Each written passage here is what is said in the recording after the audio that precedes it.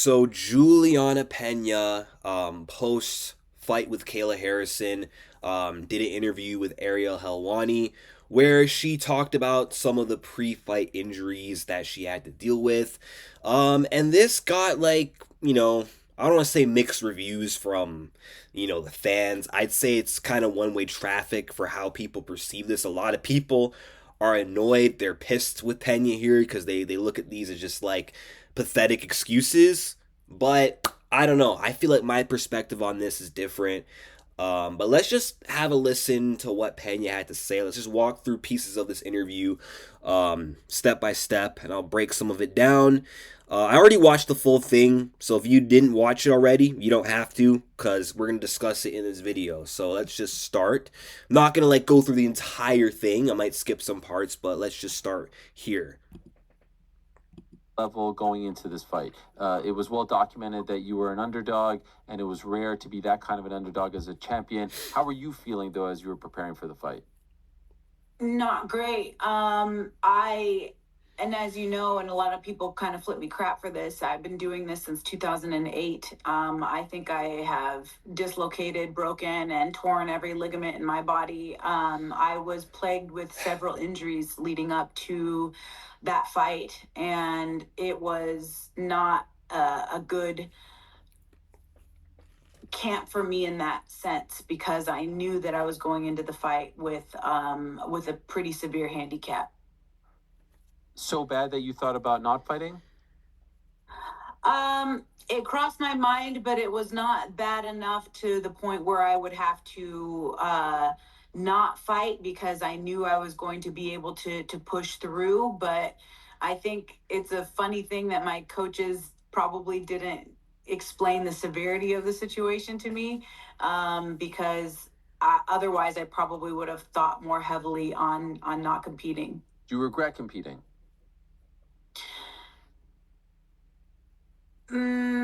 No, I don't. I don't regret competing. I put in too much time. I've taken away too much time from other people, from my daughter, from my coaches, from their families. So I don't regret competing. No. I just wish that I could have competed under better circumstances. Could I ask specifically what are you referring to? What were you dealing with? Sure. So in about the second week of May, I want to say I broke my thumb on my training partner, and it was swollen. It looked like somebody had hit me in the hand with a hammer. And it was really difficult to grip. It still is right now, very difficult to grip, and to have grip strength. So that was a big one. But then about a week and a half after that, I took a really bad, no, not week and a half after that, the 29th of May, I took a really bad fall in the octagon, and I tore my elbow and broke off like a ton of bone chips so that I wasn't able to straighten my arm or bend my arm fully. And so I worked on that for a few days before I left to fight week. But every day it was just worse and worse and worse. And it looked like somebody whacked me in the back of the elbow with a baseball bat. It was just so swollen. And the MRI, the X-rays showed a tear, and it showed a lot of bone chips in the back of that. So I got going into a fight 10 days out after having a tear like that, and all those bone chips, and just having the wear and tear from the golfer's elbow and the cauliflower elbow on both sides. It's just excruciating, and it's very painful. It's hard to throw a punch. It's hard to extend. It's hard to grip. It's hard to bend. And it's just all around very painful. And I'm having surgery for that in July, and I'm going to clean that up. So looking forward to getting that done. But I remember a long time ago, I don't know if I was on The Ultimate Fighter, Ronda Rousey All right, I'm said, going to stop right there. I'm going to skip that whole story that she mentioned with Ronda Rousey. You can catch that in the full interview. I'll leave a link in the description down below. But yeah, she basically just goes over the whole details of the injuries. She injured her thumb. She injured her arm in multiple different places. And unironically enough, the exact same arm where she got Kimura'd by Kayla Harrison. And honestly, I believe Julianna Pena, and I'm not coming from a simp, point of view or standpoint. I know a lot of people watching this might be like, DJC, you're just being biased. Look, I am a big Julianna Pena fan, but I'm not backing her here just because I'm a fan of her. That's not why. I think she's making a legit case. She's talking about the damage that she took leading up to the fight, and I can kind of see how that would have affected her, especially in round two, that sequence where she got caught in the Kimura. Like she said, she didn't have any grip strength, so she probably wasn't healthy enough to be able to defend that Kimura. And, when Kayla was bending that same arm out of place, that arm was already injured. There was no way she could have held on for another 5 seconds. So I think she's just being honest. I think she's being truthful. Now, I don't think she means that that's why she lost, but she did, express some disappointment on how, because of that, her path to victory, in a way, feels like it was robbed from her because all training camp, it was getting taken down in the first 2 rounds. Her partners, her sparring partners, gas out, get submitted by round 3. And I know that's the plan she had for Kayla. Now, do I think that's what would have happened if she wasn't injured or if she didn't get caught in the Kimura? I mean, she also blamed it on some like stupid jujitsu move. I can't really remember what exactly I don't remember exactly what it is that she did. I don't want to go back and rewatch the fight. I don't care to. I don't want to because that fight hurts me. But like, what am I trying to say here? Um, like, okay, if she made it into round 3, do I think she would have got a finish in round 3? Anything's possible, but I don't think so. I don't think so because in my prediction video, I did explicitly state that I don't think Julianna Pena is going to be able to finish the fight. I said Kayla's way too high level on the ground to be submitted, and Julianna Pena is not dangerous enough to finish Kayla on the feet. I mean, I know she's got some pop to her punches, but she's not like a knockout artist like that. Like Kayla didn't really have much to worry about. It's not like Kayla will be fighting an Amanda Nunes, right? Although she is going to be fighting Nunes soon. That's where the danger lies on the feet. So I'm like, Pena's not knocking her out. Like unless Kayla's significantly gassed, I don't see Kayla getting finished, whether it's by sub or TKO. And I also said that I do think Kayla will slow down, but not to the point where she's going to be just so incompetent and so incapable of, continuing to hold on for like the last 3 rounds. I said a tired Kayla can still wet blanket Julianna Pena and then maybe coast in like rounds 4 and 5 and survive, and only Pena could win like maybe the last 2. That was my prediction actually for the entire fight. But I did say if anyone is going to get a finish, it's likely going to be Kayla Harrison, whether it was a ground and pound or a submission. And sadly, Kayla did get the finish. But also, Julianna, I said her only way to win was a decision. And I don't think that was going to happen either. Because even if she could have came back and won rounds 3, 4, and 5, she was already down 2 rounds already going into round 2 because she got a 10-8 round loss because she got a point deduction from those up kicks. So she was kind of cooked. Like losing 2 rounds was not an option by that point. So she wasn't going to win that fight, unfortunately, but let's give Julianna Pena grace here, man. Like I don't think she's saying that that's exactly why she lost the fight.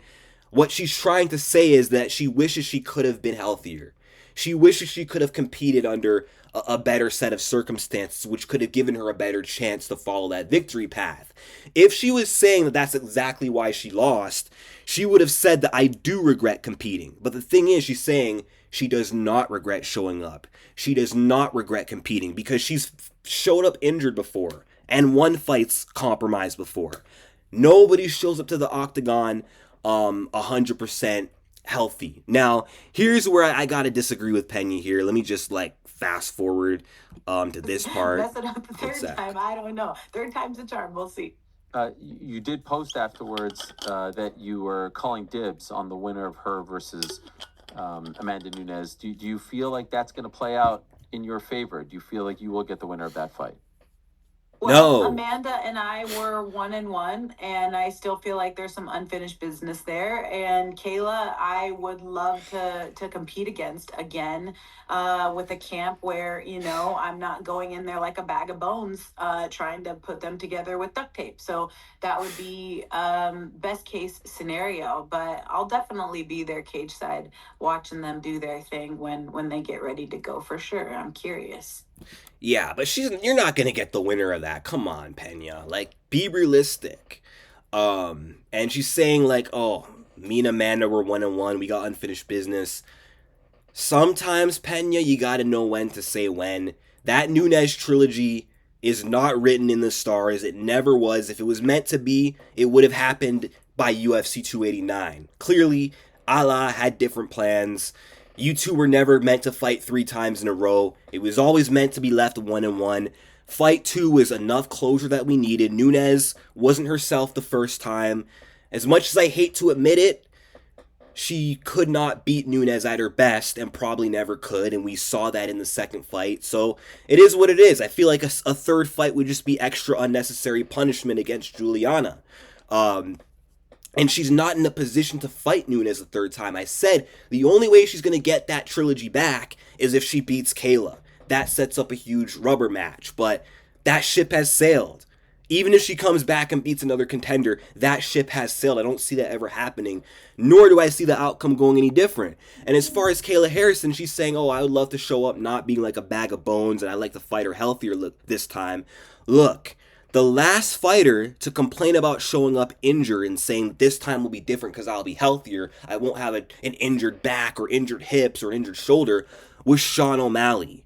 And look what happened. He came back healthier, wasn't jacking off in fight camp, wasn't smoking weed, and wasn't injured.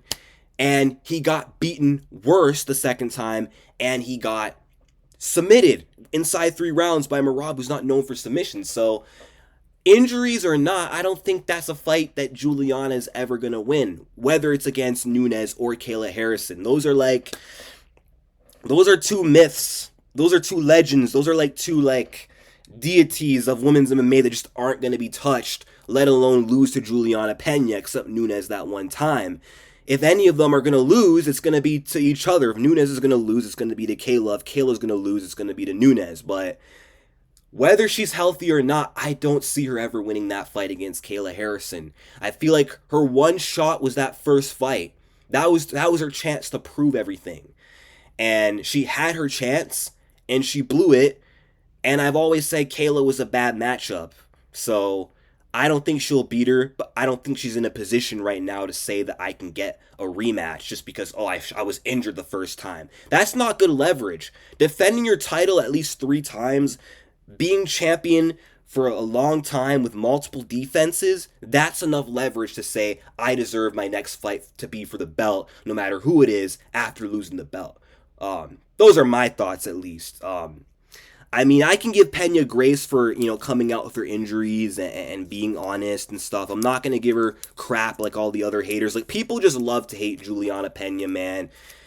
People love to move the goalposts with her. Like, any little thing she does or says, like her breathing causes a reaction from these haters, But I just don't agree with her on that part of her saying that she should get the winner of that next fight with Nunes and Harrison. And I don't believe that she would win even if she wasn't injured.